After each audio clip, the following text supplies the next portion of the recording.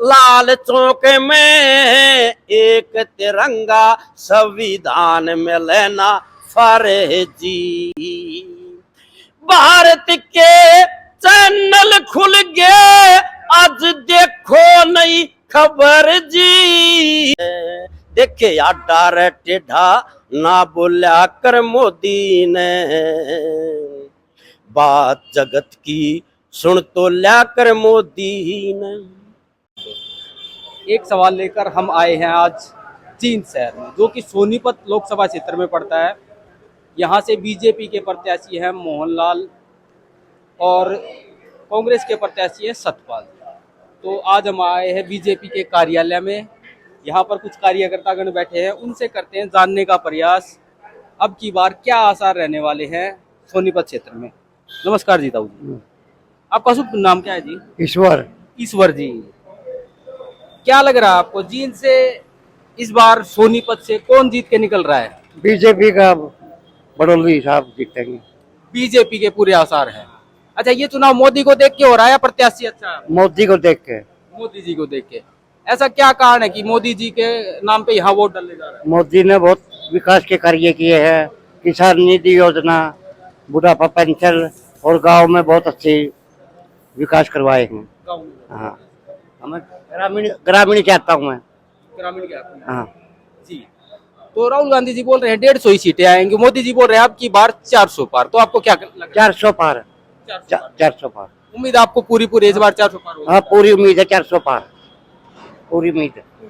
आपको तो मोदी जी के लिए आप क्या कहना चाहेंगे, क्या उनको संदेश देना चाहेंगे? मैं तो ये कहता हूँ जी, ये अगली 20 साल तक और प्रधानमंत्री रहे। इससे बढ़िया प्रधानमंत्री कोई नहीं है, ये सबसे बढ़िया प्रधानमंत्री है, सबके अच्छे काम करता है और ग्रामीण में बहुत अच्छा ध्यान दे रहा है। सड़कें, तालाब, पानी की सुविधा, खेत में लगाने का पानी, पीने का पानी, हर प्रकार का बढ़िया प्रोग्राम है जी ग्रामीण में। जो राम मंदिर का निर्माण कराया है, कांग्रेसी बोल रहे हैं कि वो धर्म के नाम पर राजनीति कर रहे हैं, आप उसको कैसे देख रहे हैं? राम मंदिर नहीं, धर्म की कोई राजनीति है, अपना बढ़िया है, आस्था का मंदिर है, सब वहाँ जाते हैं देखने के लिए, ये बढ़िया है जी, कोई इसमें कोई राजनीति नहीं। बनना चाहिए था। हाँ, बनना चाहिए था, इसमें कोई राजनीति नहीं। जो सुरक्षा के मुद्दे हैं उस पर भी अभी जैसे एक आतंकवादी हमला हुआ, एक जवान शहीद हो गया, कांग्रेस वाले कह रहे हो मोदी ने मरवा दिया। ना जी, तो कांग्रेस में ज्यादा थे, अब तो बहुत कम हो गए जी। धारा 370 खत्म करी, मोदी वर्ग का प्रधानमंत्री आना ही नहीं। किसकी सरकार बनने जा रही है केंद्र में? 400 पार मोदी की। 400 पार? ऐसा क्यों लग रहा है आपको 400 पार होने जा रहा है? काम करवा रखे इसने, मोदी ने काम करवा रखे हैं जी भाई साहब। कोई एक काम आप गिनवाना चाहो जो कराए हैं हमारे? मोदी जी ने जो काम कराए हैं, मोदी के नाम पे आप वोट डालने जा रहे हो, तो कौन से काम है जो कराए हैं मोदी ने? हमारा मकान बनवाया। आपका मकान? हाँ। लाभार्थी है आप? है? लाभार्थी, आपको योजनाओं का लाभ मिला है? उन लाभार्थी। हाँ। 3 लाख रुपए मिले थे। 3 लाख। तो क्या कहना चाहेंगे आप मोदी जी के लिए? थोड़ा कैमरे की तरफ देख के बताइए। हम तो मोदी बनाएगा, मोदी सरकार आओगी 400 पार। हाँ। धन्यवाद। क्या लग रहा है आपने के ने यहाँ सीट कितने अंतर से बीजेपी जीतने जा रही है? पहले से ज्यादा अंतर से जीतेंगे। पहले से ज्यादा अंतर है। हरियाणा में कितनी सीटें देख रहे हैं आप? सारी 10 के 10। 10 की 10 सीटें जी। जो मोदी जी ने नारा दिया अब की बार 400 पार का, आपको क्या लग रहा है? हमारी जिम्मेवारी एक सीट की है सोनीपत की, वो दे के भेजेंगे हम। वो दे के भेजेंगे। जो सेंटर में काम हो रहे हैं उनको कैसे देख रहे हैं देश हित में? और जो राहुल जी बोल रहे हैं 150 से ज्यादा सीटें नहीं आएंगी इस बार। राहुल जी क्या क्या बोलते हैं, उनको ज्यादा सीरियस ना देश लेता है, ना देश के लोग लेते हैं, ना हम लेते हैं। उनको आदत है कुछ भी बोलने की, तो बोलते रहते हैं। बाकी उन्होंने कोई अच्छी बात आज तक कोई बोली हो देश हित में तो बताओ आप। अच्छा, तो आपको क्या लग रहा है जींद क्षेत्र में कौन से ऐसे काम हुए हैं जिससे वोटर्स का रुझान बीजेपी की तरफ होने वाला है इस बार? सबसे बड़ा काम, जींद एक पिछड़ा हुआ जिला माना जाता था, जबकि जिला तो हरियाणा बनने के बाद से ही है। उसकी एक मेन वजह थी हाईवे से ना जुड़ा होना, और पिछले 5 सालों में बीजेपी की सरकार में ये 9 हाईवे से जुड़ा है, और एशिया का पहला ऐसा डिस्ट्रिक्ट है जो 9 हाईवे से जुड़ा हुआ है, इंडिया का नहीं एशिया का। तो अब वो जो 9 जिलों से जुड़ने का काम होने के बाद उसमें अब जो पिछड़ापन है, जो कमियां हैं, वो दूर होने की शुरुआत हो चुकी है और इसको आगे पंख लगने की जरूरत है, वो बहुत जल्दी हो जाएगा। जी जी भाई साहब, आप बताइए आपको क्या लग रहा है, क्यों इस बार बीजेपी की सरकार बननी चाहिए? बीजेपी की बननी चाहिए। विकास में पूरा विकास किया हुआ है और हम 400 पार सीट जाएंगे अच्छी वोटों से। लोगों को रुझान भी है मोदी जी के नाम पे वोट, विकास, सभी लोग गरीबी रेखा को भी काम सुविधा भी सब कुछ देखा है, ऑनलाइन काम, कोई किसी चीज की दिक्कत नहीं है। कांग्रेस बोल रही है, राहुल जी बोल रहे हैं कि इन्होंने कुछ अरबपतियों को देश के सारे संसाधन दे दिए हैं और वो जाति जनगणना की बात कर रहे हैं। आप क्या कहना चाहेंगे? राहुल जी के में मुद्दा ही नहीं है कोई बीजेपी के आगे, और बीजेपी वाले ऐसे जीतेंगे। बोलने तो उनका बोलने का क्या है। तो अब की बार 400 पार का पूरा दम भर रहे हैं आप लोग? हम पूरा कर रहे हैं, विश्वास कर रहे हैं और लग रहे हैं मन से। हमारे वर्कर लगे, वर्करों में जोश भी है। मोदी जी के लिए क्या कहना चाहेंगे आप? मोदी जी के लिए कहेंगे, मोदी ने राम मंदिर के लिए इतने अच्छे काम किए, को पब्लिक को भी पता विकास, भगवान जी के हिंदुओं के लिए कितना बढ़िया काम किया, आज तक किसी ने नहीं किया। उस मुद्दे को नहीं देखते राहुल जी। जी भाई साहब, आप बताइए, कार्यालय में बैठे हुए आप सभी बीजेपी वाले तो यहाँ होने हैं ही, इसमें तो कोई दो राय नहीं होना चाहिए हमें। तो कोई ऐसे, भाई साहब ने बताया अभी कि रोड अच्छे हुए हैं जींद के आसपास, और कोई काम ऐसे जो जनता का जुड़ाव बने बीजेपी की तरफ? इसमें बहुत अच्छे काम है। पहले नंबर तो चिकित्सा, दीक्षा और शिक्षा, तीनों पे ऊपर में मोदी सरकार काम कर रही है और उनकी नीति भी यही है। अब पिछली कोई भी सरकार हो, वे उनके ऊपर उन्होंने कोई काम नहीं किया जो मोदी सरकार ने चिकित्सा, शिक्षा और दीक्षा पे काम किया है। रोजगार पे भी काम किया है, मेडिकल भी बनवाए हैं और रोड भी बनवाए हैं और रोजगार पे पूरी हुआ है।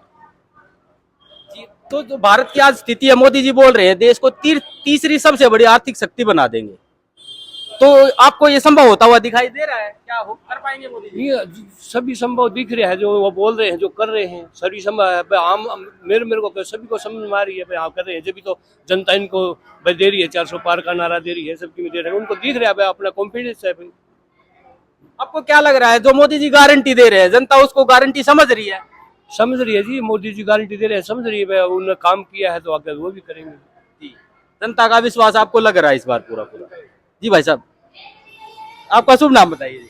रामफूल शर्मा जी, आप क्या कहना चाहेंगे? पूर्व प्रधान ब्राह्मण सभा जींद जी, मैं किसके बारे में पूछो क्या करें? मैं आज के यहाँ के हालात, कौन बन सकता है, कितनी सीटों का अंतर रह सकता है, क्या मुद्दे होने वाले हैं इस बार के चुनाव में?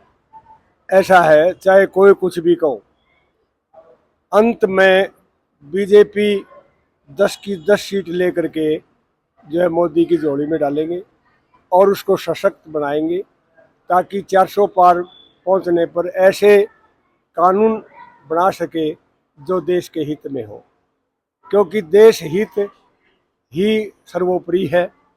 और कांग्रेस ने तो हमेशा तुष्टीकरण की नीति अपनाई है और तुष्टीकरण में ऐसे ऐसे कानून बना दिए जो एक वर्ग के लिए, एक धर्म के लिए उपयोगी हैं, और सनातन धर्म को जो है ख़त्म करने की बात जो है कांग्रेस कर रही थी। लेकिन मोदी के आने के बाद जो है ना सनातन धर्म और भी पनपने लगा है। अनेक उन्होंने तो वहाँ यूएई में मंदिर बना दिया और ये कहते हैं कि रोजगार, मंदिरों, जहाँ मंदिर ज़्यादा है वहाँ रोजगार ज़्यादा है, वही राज्य जो है संपन्न है। जैसे बिहार के अंदर मंदिरों की कमी है, वहाँ गरीबी है, लेकिन यूपी में, हरियाणा में या दूसरी स्टेटों में जहाँ मंदिर ज़्यादा है वहाँ संपन्नता है, अधिक है जी। तो आप ये बताइए कि आप क्या संदेश देंगे कि कांग्रेस को क्यों नहीं वोट डालना है लोगों को, और क्यों बीजेपी को डालना है? 2047 तक विश्व गुरु बनाने के लिए बीजेपी को वोट देना जरूरी है। अगर अब की बार कुछ गड़बड़ हो गई तो देश सैकड़ों साल पीछे चला जाएगा। इसलिए देश हित में, राष्ट्र हित में जो है बीजेपी सरकार को मत देना बहुत ज़रूरी है। और इस कांग्रेस ने जो नीति, उनकी नीति और नीयत में खोट रहा है। और इसलिए मैं अपील करूंगा कि बीजेपी को वोट दे करके, कमल का बटन दबा करके एक सशक्त सरकार बनाइए, ताकि देश विश्व गुरु बन सके। क्योंकि आज अमेरिका, रूस, दूसरे देश है जो विकसित देश थे, आज भारत की तरफ नज़र पसार करके देख रहे हैं। गिनती के अंदर आ गया है भारत देश। तो इस प्रकार देश की सीमा की सुरक्षा के लिए, देश की संपन्नता के लिए बीजेपी को वोट देना जरूरी है। जी, मोदी जी अभी बोल रहे हैं कि अगर कांग्रेस की सरकार, जो उनकी नीतियां है, आरक्षण को, SC ST OBC के आरक्षण को छीन कर, चुरा कर मुसलमानों को बांट देगी। ये मोदी जी ये नहीं कहते, वो कहते कि मैं धर्म के आधार पर जो आरक्षण है मैं उसके खिलाफ हूँ, और होना भी चाहिए। क्योंकि भारत एक धर्मनिरपेक्ष राज्य है। गरीब मुसलमानों में हो या हिंदुओं में हो या किसी भी धर्म में हो, गरीब को आरक्षण देना जरूरी है। धर्म के आधार पर आरक्षण देना ठीक नहीं है। और SC BC का आरक्षण आप मोदी को कहते हो खत्म कर रहे हो। अरे मोदी ने तो, कोर्ट ने SC ST एक्ट खत्म कर दिया था, लेकिन सरकार ने अधिवेशन बुला करके उसको पूरा किया।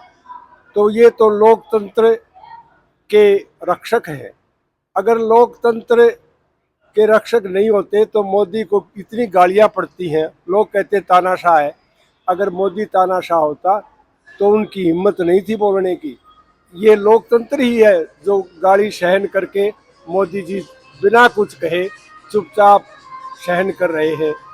तो इस प्रकार न तो लोकतंत्र खतरे में है और न ही किसी प्रकार का संविधान खतरे में है। क्योंकि अगर संविधान, पहले भी कहते थे कि आगे चुनाव नहीं होगा 2019 के बाद, लेकिन अब चुनाव होने लग रहा है। कहाँ है वो तानाशाही? तो इसलिए ये सारी जो है न अनर्गल बातें हैं जो कांग्रेस उठाती है। एक बार अभी मैंने को देखा कि राहुल गांधी कह रहे हैं, अगर भाई जो है न जो परीक्षा के लिए पेपर वगैरह बनाते हैं वो सवर्ण जाति के लोग बनाते हैं, इसलिए जो SC BC है वो उसके अंदर फेल हो जाते हैं। बेतुका बयान है ये बेतुका बयान है। ऐसा कुछ नहीं है। हर तरह पारदर्शिता है। इतने गरीब बच्चों को नौकरी मिली जिसके घर में नहाने खाने के लिए नहीं था, आज उनके घर में दीपक लग गए हैं, दीपक जल रहे हैं और संपन्न होते जा रहे हैं। मैं एक और बात कहना चाहता हूँ। ये कहते हैं कि किसानों की आय दुगनी करने का बीड़ा उठाया था मोदी जी ने। मेरा मानना है कि मैं जो अपनी ज़मीन 30,000 रुपये किला देता था, आज वो 60,000 रुपये किला हो गई है। क्या आय दुगनी नहीं हुई? लेकिन खर्चे लोगों के इतने बढ़ गए, उन वो आय कम दिखाई देती है। तो इसलिए जो बीजेपी की विचारधारा है हम उससे पूरी तरह सहमत हैं।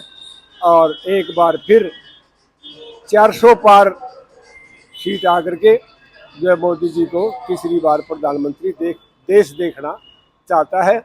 और हरियाणा में भी 10 की 10 सीटों पर हम कहते हैं कि हमारी विजय होगी, इसमें कोई शक नहीं है। यहाँ सोनीपत लोकसभा सीट से कांग्रेस ने चाल चली, भाई को भाई से लड़ा दिया। करनाल के अंदर भी भाई को भाई से लड़ा दिया, क्योंकि जो है इसकी कांग्रेस की नीति ही ऐसी रही है कि डिवाइड एंड रूल। धन्यवाद। धन्यवाद जी आपका। जी भाई साहब, आपका शुभ नाम बताइए। सुधीर गौतम। सुधीर गौतम जी, आपको क्या आसार लग रहे हैं? देखिए, भारतीय जनता पार्टी 10 की 10 सीटें हरियाणा में जीतने जा रही है। 400 पार का जो नारा भारतीय जनता पार्टी नेतृत्व ने दिया है मोदी जी ने, उसको सफल बनाने के लिए सब कार्यकर्ता मैदान में हैं और पूर्ण विश्वास है हमें बहुत अच्छे अंतर से इस बार हम जीतने जा रहे हैं। जी, जो 400 पार का नारा दे रहे हैं मोदी जी, क्या लग रहा है? कार्यकर्ताओं में उत्साह है और इस नारे को सफल बनाने के लिए हर कार्यकर्ता मैदान में है। जी जी, राहुल गांधी जी अभी जैसे बोल रहे थे 150 ही सीटें आएंगी, उनके लिए आप क्या कहना चाहेंगे? देखिए, वो विपक्ष का काम है, वो अपना काम कर रहे हैं, हम अपना काम कर रहे हैं। मोदी जी के शासन काल को सेवा काल में कहूँगा। 10 साल से देश की जनता ने उनको देखा है, उनके कार्यशैली को देखा है। उस पे हर व्यक्ति अपनी मोहर लगाने के लिए उत्सुक है। जी। जी, जो यहाँ के जींद क्षेत्र में कोई जो काम हुए इस सरकार में, आप क्या कहना चाहेंगे?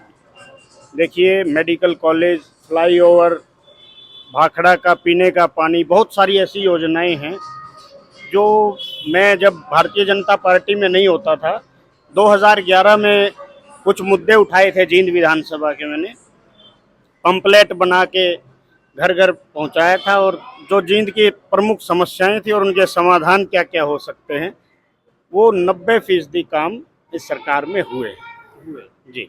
जी, तो विपक्षी नेता बोल रहे हैं मोदी जी हिंदू मुसलमान की राजनीति कर रहे हैं। नहीं नहीं, ऐसा नहीं है। वो विपक्ष को तो कुछ कहने को बचा नहीं है, इसलिए कुछ ना कुछ तो उनको कहना पड़ेगा, जवाब तो देना पड़ेगा। जवाब तो देना पड़ेगा। तो जो राम मंदिर बना है उसमें वो कह रहे हैं कि वो धर्म की राजनीति कर रहे हैं, राम सबके हैं, हर जगह व्याप्त हैं। नहीं, राम, देखिए, राम सबके हैं, लेकिन जो राम के अस्तित्व पर सवाल उठाने वाले लोग हैं, क्या वो राम को मानते हैं? जिन्होंने 22 वकील खड़े कर दिए, श्री राम जी के अस्तित्व पर सवाल उठाए, ये सवाल तो आपको उनसे करना चाहिए। राहुल जी आरोप लगा रहे हैं कि मोदी सरकार अमीरों की सरकार है, कुछ गिने चुने अरबपति हैं, उनको का जो 16 लाख करोड़ का उन्होंने माफ भी किया लोन, तो क्या कहना चाहेंगे आप? नहीं, इस सरकार ने अंत्योदय योजना जो है, हमारी अंतिम कतार में खड़ा हुआ जो व्यक्ति है समाज का, उसको लाभ पहुंचाने के लिए काम किया है। चाहे वो उज्ज्वला योजना हो माताओं बहनों के लिए, बहुत सारे ऐसे काम हैं जो गरीब से गरीब आदमी को सीधा फायदा पहुंचा है। तत्कालीन प्रधानमंत्री स्वर्गीय राजीव गांधी जी स्वयं कहते थे कि ऊपर से 1 रुपया चलता है तो 10 पैसे पहुंचते हैं। ये उनका कथन है, मेरा नहीं है। आज सीधा जो भी लाभ के योजना है या पेंशन है या कुछ भी है, वो सीधा खाते में पूरा 1 पैसा नहीं कटता। ये आप लोगों से पूछिए। कांग्रेसी कार्यकर्ता हरियाणा में दम भर रहे हैं, किसान हमारे साथ हैं, खिलाड़ी हमारे साथ हैं, और जाट समाज तो जैसे वो बता ही रहे हमारे साथ है, क्योंकि बाकी बिरादरियों की राजनीति कर रही है बीजेपी। देखिए, जात पात की राजनीति नहीं करनी चाहिए, चाहे कांग्रेसी हो, कोई भी हो। 36 बिरादरी से समाज का गुलदस्ता सबको साथ लेके चलता है। भारतीय जनता पार्टी सब वर्गों को साथ लेके चलती है। जाट समाज से भी प्रत्याशी बनाए हैं भारतीय जनता पार्टी ने, ब्राह्मण समाज से भी, सभी वर्गों को उनका अधिकार दिया जाता है। यहाँ किसी का शोषण नहीं होता इस पार्टी में, सबको साथ लेके चलने वाले लोग। वो आप सोनीपत लोकसभा क्षेत्र के वोटर्स को क्या संदेश देना? मैं तो यही संदेश देना चाहूँगा कि भारतीय जनता पार्टी की नीतियों से 10 साल में जो हमने देखा है, हमें बढ़ चढ़ के मोदी जी का साथ देना चाहिए। देश में एक मजबूत नेतृत्व आज देश को मिला है, ये हमारा परम सौभाग्य है, और सब लोगों को बढ़ चढ़ के इस चुनाव में भाग लेना चाहिए और मोदी जी का साथ देना चाहिए। धन्यवाद। धन्यवाद जी। भाई साहब आप बताइए, अब आपको क्या लग रहा है? जी भाई साहब, आपका शुभ नाम बताइए। मेरा नाम जयपाल फौजी है जी। मेरा गांव पडाना है। पडाना निडानी पडाना जी। हमारे खानदान में 250-300 घर हैं जी, और मैं दानक समाज से हूँ।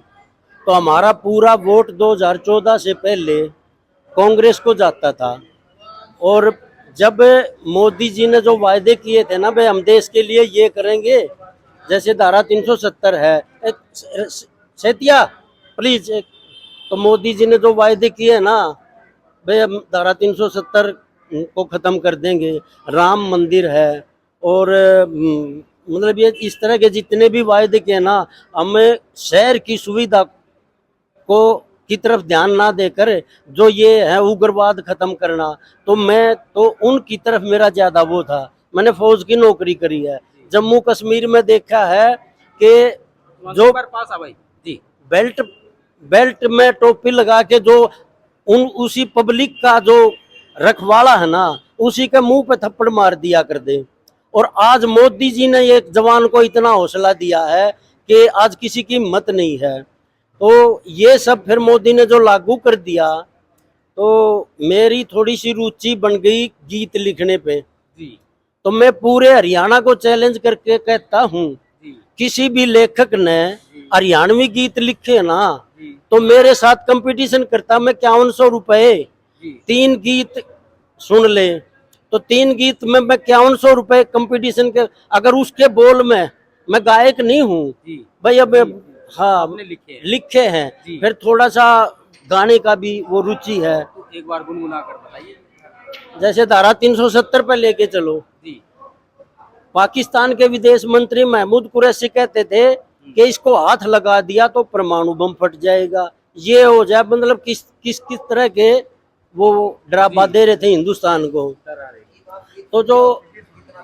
तो गीत में जो लिखा है तो थोड़ा उसको हेर सुन ले ने महमूद कुरैशी हो किसी तेरी मरोड़ गई, दिल्ली में शाह कहने लगे मन 370 तोड़ दी। सुन ले ने महमूद कुरैशी वो किसी तेरी मरोड़ गई, दिल्ली में शाह कहने लगे मन 370 तोड़ दी। जवाहरलाल तैमल अब्दुल्ला गेर कसुतर जाल गए, लखवा के संविधान दूसरा ये बना देश की चाल गए।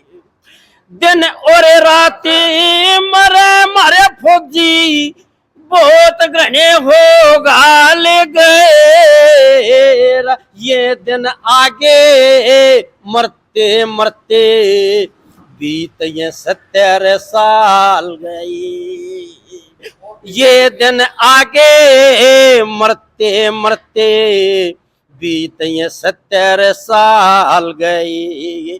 उड़ 46 लाश देख पुलवामा, 46 लाश देख पुलवामा, मेरी नब्ज चालनी छोड़ गई, दिल्ली में शाह कहने लगे मन 370 तोड़ दी। लास्ट कली में हमने पहले भगत सिंह के, चंद्रशेखर आजाद क्रांतिकारियों के कितने बलिदान सुने हैं। हमें नहीं पता था, बहुत सी पब्लिक को नहीं पता था कि 370 पे श्यामा प्रसाद मुखर्जी ने जान दे रखी है, नहीं पता था। बहुत सी जो इतिहास को जानते बहुत ही बहुत कम लोग। तो हमने भी सुना, मेरी बड़ी रुचि थी क्रांतिकारियों पे, लेकिन हमने भी नहीं सुना। तो उसमें 2 लाइन उसमें श्यामा सपना सच हो गया तेरा, श्यामा प्रसाद मुखर्जी, लाल चौक में एक तिरंगा संविधान में लेना फर्जी। भारत के चैनल खुल गए आज देखो नई खबर जी, 56 इंच की छाती में त्रेना घोड़ी का डरे जी।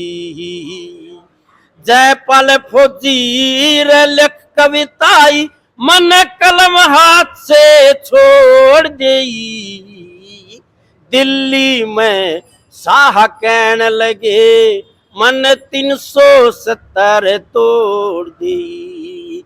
सुन ले महमूद कुरैशी वो किसी त्री मरोड़ गई, दिल्ली में शाह कहने लगे मन 370 तोड़ दी। जितने भी मोदी जी ने काम किए हैं और मैं बताया, मैं रोंगटे खड़े हो गए जी हमारे। बस जो भी है जी, देखो जितना देखा था ना मैं, वो नहीं है कोई बनावटी, वो नहीं, बिल्कुल सामने जो लाइन है ना वो देख के वो लिखे हमने, सत्य लिखा है। आप कहीं भी खड़े होके पूछ लो, कैंडिडेट का भी पता नहीं होता, बुजुर्ग आदमी है, आप वोट किसका दोगे? मोदी का। वोट किसका दोगे? मोदी का। जी। तो एक गीत है, चंद्रावल फिल्म होती थी ना, मैं सूरज तू चंद्रावल मारा जोड़ा था। जी जी जी। तो जो लोग मोदी जी पे इतने खुश है ना, तो उस पे 2 लाइन, मने बता दे होता हूँ किस पे बटन दबावेगा, देख लिए 24 मर छोरे मोदी आवेगा, मने बता दे ताऊ किस पे बटन दबावेगा, देख लिए 24 मर छोरे मोदी आवेगा, देख लिए 24 मर छोरे मोदी आवेगा। लाखों दीप अयोध्या में जल, लाखों दीप अयोध्या में, जय बोले श्री राम की, होली खेले रे मथुरा में, उड़ देखे बाट श्याम की, होली खेल मथुरा में, उड़े देखे बाट श्याम की, शिव शंकर योरे कृष्ण के मंदिर बनवावेगा, देख लिए 24 में छोरे मोदी आवेगा, देख लिए 24 में छोरे मोदी आवेगा, मने बता दे ताऊ किस पे बटन दबावेगा, देख लिए 24 मर छोरे मोदी आवेगा। दुनिया में पहले नंबर मोदी का जिक्र चलावे, अमेरिका जापान रूस इजराइल यार बतावे, हेर दुनिया में पहले नंबर मोदी का जिक्र चलावे, अमेरिका जापान रूस इजराइल यार बतावे, जयपाल सिंह जोड़ा गावे खुद मोदी गावेगा, देख लिए 24 मर छोरे मोदी आवेगा, देख लिए 24 मर छोरे मोदी आवेगा। जय हो जी, क्या आवाज है। देखा जी आपने, बड़ा फील होता है जी, प्रधानमंत्री हैं और फिर दुनिया में चर्चा है। ये भाई थोड़ी देर के लिए हम ये कहते हैं हमारे भोलापन है, अनपढ़ हैं, हमें तो जो चुन लिया मोदी जी चुन लिया, विश्व को मतलब नहीं है, सारी दुनिया जानती है। आज राजनीति कर रहे हैं ना, तो दुनिया में पहले नंबर मोदी जी है नेता, तो ये किसी देश की खबर देख लो आप। और फिर इतना होते हुए भी, और ये जो राहुल गांधी है ना, तो कई बार ऐसे उल्ट शब्द बोल रहे हैं। हाँ देखो, ऐसे नहीं बोलना चाहिए। और फिर बुजुर्ग मदर के बारे में भी थोड़ा, माँ बाप के बारे में ऐसा मतलब नौटंकी वगैरह के शब्द बोल दिए हैं। तो मैं जिस दिन ये खबर देख रहा था, तो मैं तो जैसे भी आपको अच्छा लगे मैंने लिख दिया। हरियाणवी गीत है, देसी दासी ना बोलिया कर छोरी रहे, इस देसी की फैन या दुनिया हो रही रहे। जी जी। आडा टेढ़ा ना बोलिया कर मोदी ने, रे बात जगत की ही सुन तो लिया करे मोदी ने, आडा टेढ़ा ना बोलिया कर मोदी ने, बात जगत की ही सुन तो लिया कर मोदी ने, तेरे वर्गे खिला खिला के छोड़ दिए, तू किसे खेल में आटो लिया कर मोदी ने, देखे या डार टेढ़ा ना बोल्या कर मोदी ने, बात जगत की सुन तो ल्या कर मोदी ने। यू वो है मोदी से जब पुलवामा रोया, बालाकोट जा रात अंधेरी में टोया। यू वो है मोदी से जब पुलवामा रोया, बालाकोट जा रात अंधेरी में टोया। उड़ फौज कमांडो फायर कर कर नहीं आली, यू तो एक मिनट भी आंख मीच के ना सोया। उड़या फिज और अजहर ने जाके पूछ लिए, तेरी छाती पे मारा गोला धरे मोदी ने। देखे या डाह टेढ़ा ना बोल्या कर मोदी ने, बात जगत की सुन तो ल्या कर मोदी ने। तेरे बरगे खिला खिला के छोड़ दिए, तू किसे खेल में आटो ल्या कर मोदी ने। इस मोदी ने रह जाने से दुनिया सारी, अमेरिका इजराइल में इसकी यारी। इस मोदी ने जाने से दुनिया सारी, अमेरिका इजराइल में इसकी यारी। यूएनओ में जो कुछ भी यू कह देगा, उड़े सब देशों पे इसकी बात पड़े भारी। फिर 13 बरगे कहें खाम खा हांड से, खड़खांड बना के ना गोल्या कर मोदी ने। देखे या डार टेढ़ा ना बोल्या कर मोदी ने, बात जगत की ही सुन तो ल्या कर मोदी ने। सन 62 में घेर ली मारी पेंगोंग झील, अरुणाचल और सिक्किम में बॉर्डर हो गए सील। सन 62 में घेर ली मारी पेंगोंग झील, अरुणाचल और सिक्किम में बॉर्डर हो गए सील। 70 साल के बाद खड़ा देखा मोदी, हेर चीन देश की छाती में जा ठोकी ही की। जयपाल सिंह दुनिया में जितने पीएम से, तू पहले नंबर पे बोल्या कर मोदी ने। देखे या डार टेढ़ा ना बोल्या कर मोदी ने, बात जगत की सुन तो ल्या कर मोदी ने। 13 बरगे खिला खिला के छोड़ दिए, तू किसे खेल में आटो ल्या कर मोदी ने। जय हिंद, भारत माता की जय हो।